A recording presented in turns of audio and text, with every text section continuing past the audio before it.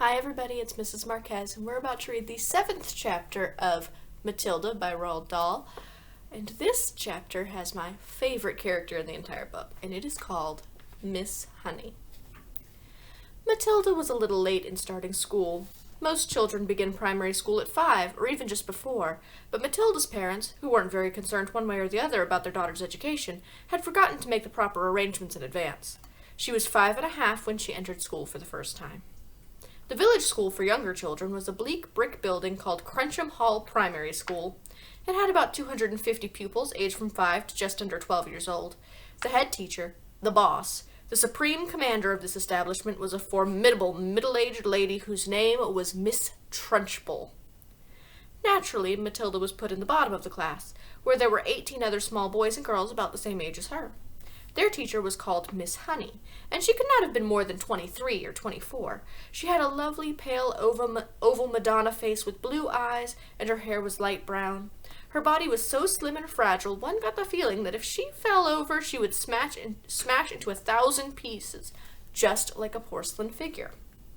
Miss Jennifer Honey was a mild and quiet person who never raised her voice and was seldom seen to smile. But there was no doubt she possessed that rare gift for being adored by every small child under her care. She seemed to understand totally the bewilderment and fear that so often overwhelms young children, for whom the first time in their lives were herded into a classroom and told to obey orders. Some curious warmth that was almost tangible shone out of Miss Honey's face when she spoke to a confused and homesick newcomer to the class. Miss Trunchbull, the headmistress, was something else altogether. She was a gigantic, holy terror, a fierce, tyrannical monster who frightened the life out of the pupils and teachers alike. There was an aura of menace about her even at a distance, and when she came up close you could almost feel the dangerous heat radiating from her as if from a red-hot rod of metal. When she marched, Miss Trunchbull never walked. She always marched like a stormtrooper with long strides and arms a-swinging. When she marched along a corridor, you could actually hear her snorting as she went. And if a group of children happened to be in her path, she plowed right on through them like a tank, with small people bouncing off her left and right. Thank goodness we don't meet many people like her in this world, although they do exist, and all of us are likely to come across at least one of them in a lifetime. If you ever do, you should behave as you would if you meet an enraged rhinoceros out in the bush. Climb up the nearest tree and stay there until it has gone away. This woman, and all her eccentricities in her appearance, is almost impossible to describe, but I shall make some attempt to do so a little later on. Let us leave her for the moment and go back to Matilda and her first day in Miss Honey's class. After the usual business of going through all the names of the new children, Miss Honey handed out a brand new exercise book to each pupil. "You have all brought your own pencils, I hope," she said. "Yes, Miss Honey," they chanted. "Good. Now this is the very first day of school for each one of you. It is the beginning of at least 11 long years of schooling that all of you are going to have to go through, and 6 of those years will be spent right here at Trunchbull, where, as you know, your headmistress is Miss Trunchbull. Let me, for your own good, tell you something about Miss Trunchbull. She insists upon strict discipline throughout the school, and if you take my advice, you will do your very best to behave yourselves in her presence. Never argue with her. Never answer her back. Always do as she says. If you get on the wrong side of Miss Trunchbull, she can liquidize you like a carrot in a kitchen blender. It's nothing to laugh about, Lavender. Take that grin off your face. All of you will be wise to remember that Miss Trunchbull deals very, very severely with anyone who gets out of line in the school. Have you got the message?" "Yes, Miss Honey," chirruped 18 eager little voices.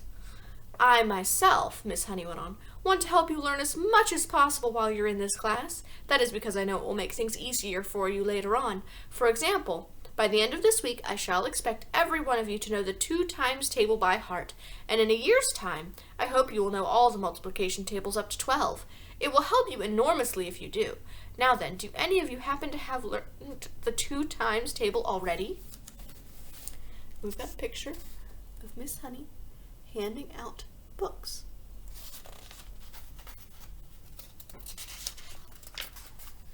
Matilda put up her hand.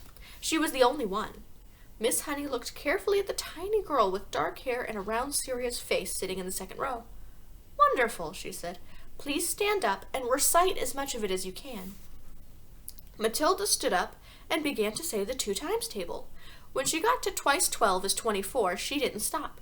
She went right on with twice 13 is 26, twice 14 is 28, twice 15 is 30, twice 16 is... "Stop!" Miss Honey said. She had been listening slightly spellbound to this smooth recital, and now she said, "How far can you go?" "How far?" Matilda said. "Well, I don't really know, Miss Honey. For quite a long way, I think." Miss Honey took a few moments to let this curious statement sink in. "You mean," she said, "that you can tell me what 2 times 28 is?" "Yes, Miss Honey." "What is it?" 56, Miss Honey." "What about something much harder, like 2 times 487? Could you tell me that?" "I think so, yes," Matilda said. "Are you sure?" "Why, yes, Miss Honey, I'm fairly sure." Here's another picture.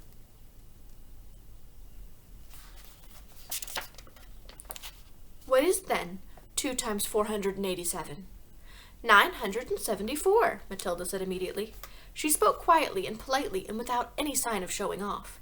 Miss Honey gazed at Matilda with absolute amazement, but when she spoke next, she kept her voice level.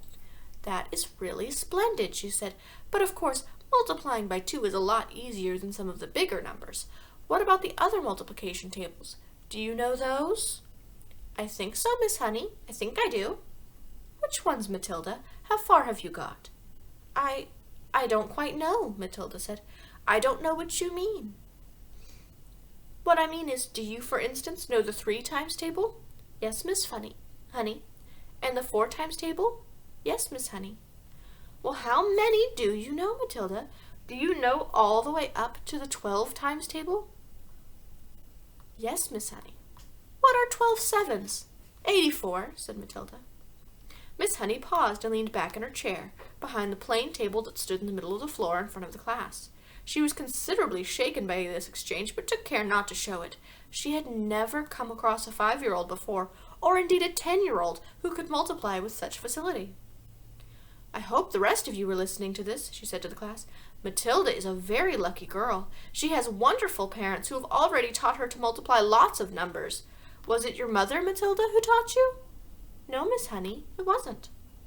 "You must have a great father, then. He must be a brilliant teacher."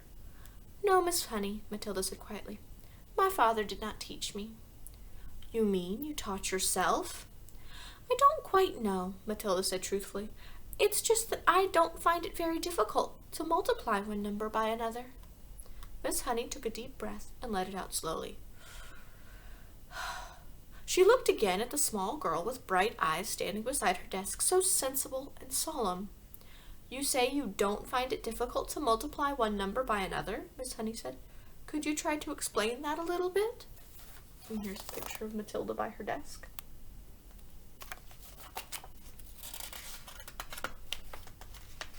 "Oh dear," Matilda said. "I'm not really sure." Miss Honey waited. The class was silent, all listening. "For instance," Miss Honey said, "if I asked you to multiply 14 by 19... "No, that's too difficult. It's 266, Matilda said softly. Miss Honey stared at her. Then she picked up a pencil and quickly worked out the sum on a piece of paper. "What did you say it was?" she said, looking up. 266, Matilda said. Miss Honey put down her pencil and removed her spectacles, and began to polish the lenses with a piece of tissue. The class remained quiet, watching her and waiting for what was coming next. Matilda was still standing up beside her desk. "Now tell me, Matilda," Miss Honey said, still polishing. "Tell me exactly what goes on inside your head when you get a multiplication like that to do. You obviously had to work it out in some way, but you seem able to arrive at the answer almost instantly. Take the one you've just done, 14 multiplied by 19. I simply put the 14 down in my head and multiply it by 19, Matilda said. I'm afraid I don't know how else to explain it. I've always said to myself that if I had a little pocket calculator can do it, why shouldn't I? Why not indeed, Miss Honey said. The human brain is an amazing thing. I think it's a lot better than a lump of metal, Matilda said. That's all a calculator is. How right you are, Miss Honey said. Pocket calculators are not allowed in this school anyway. Miss Honey was feeling quite quivery. There was no doubt in her mind that she had met a true, extraordinary mathematical brain, and words like child, genius, and prodigy went flitting through her head. She knew that these sorts of wonders do pop up in the world from time to time, but only once or twice in 100 years. After all, Mozart was only 5 when he started composing for the piano, and look what happened to him. "It's not fair," Lavender said. "How can she do it, and we can't?" There's Miss Honey thinking about Matilda.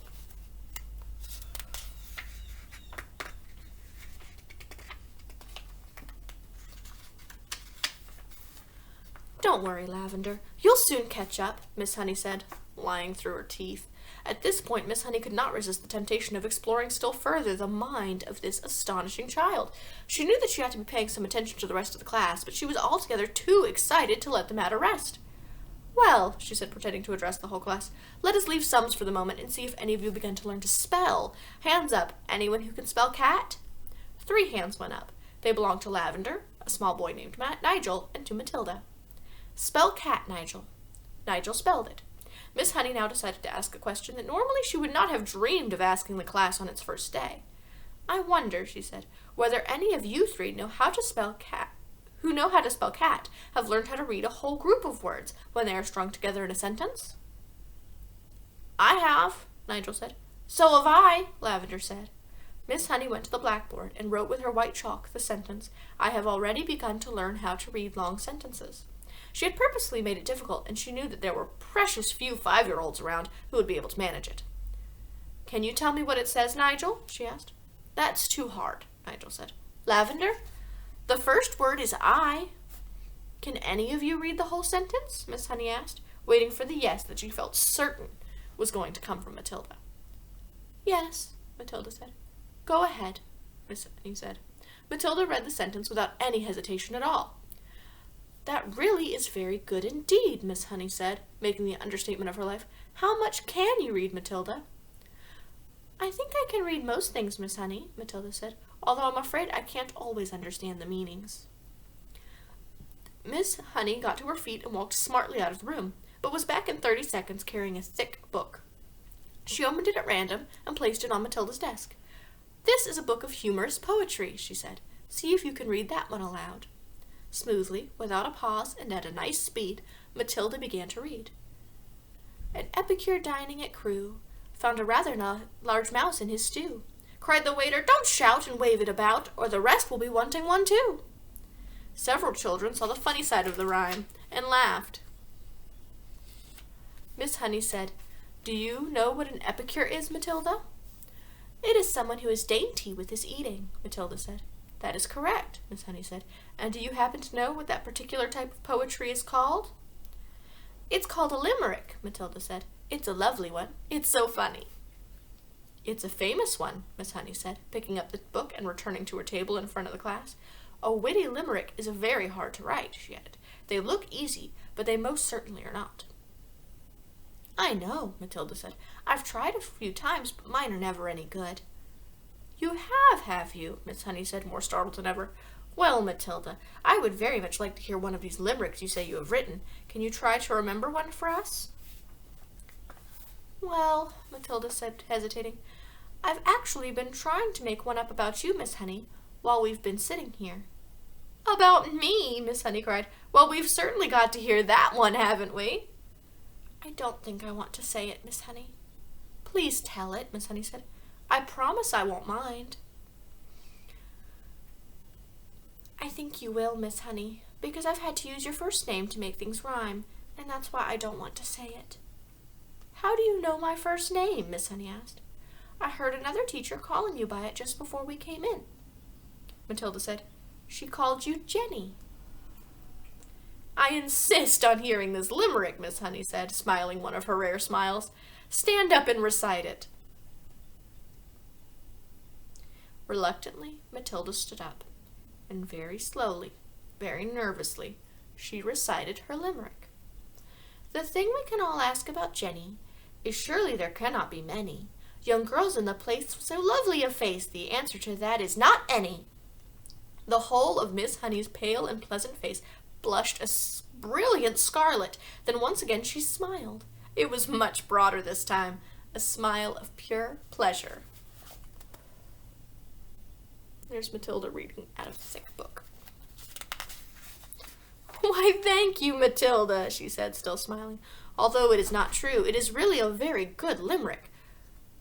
Oh dear, I must try to remember that one." From the third row of desks, Lavender said, "It's good. I like it." "It's true as well," a small boy called Rupert said. "Of course it's true," Nigel said. Already the whole class had begun to warm towards Miss Honey, although as yet she had hardly taken any notice of them at all except Matilda. "Who taught you to read, Matilda?" Miss Honey asked. "I just sort of taught myself, Miss Honey." "And have you read any books by yourself? Any children's books, I mean?" "I've read all the ones that are in the public library in the High Street, Miss Honey." "And did you like them?" "I liked some of them very much indeed," Matilda said, "but I thought others were fairly dull." "Tell me one that you liked." "I liked The Lion, the Witch, and the Wardrobe," Matilda said. "I think Mr. C.S. Lewis is a very good writer, but he has one failing. There are no funny bits in his books." "You are right there," Miss Honey said. "There aren't many funny books in Mr. Tolkien either," Matilda said. "Do you think that all children's books ought to have funny bits in them?" Miss Honey asked. "I do," Matilda said. "Children are not so serious as grown-ups, and they love to laugh." Miss Honey was astonished by the wisdom of this tiny girl. She said, "And what are you going to do now that you've read all the children's books?" "I am reading other books," Matilda said. "I borrow them from the library. Mrs. Phelps is very kind to me. She helps me to choose them." Miss Honey was leaning far forward over her work table and gazing in wonder at the child. She had completely forgotten now about the rest of the class. "What other books?" she murmured. "I am very fond of Charles Dickens," Matilda said. "He makes me laugh a lot, especially Mr. Pickwick." At that moment, the bell in the corridor sounded for the end of class. There's Miss Honey again. The next chapter is called The Trunchbull, and I can only imagine what that is going to entail.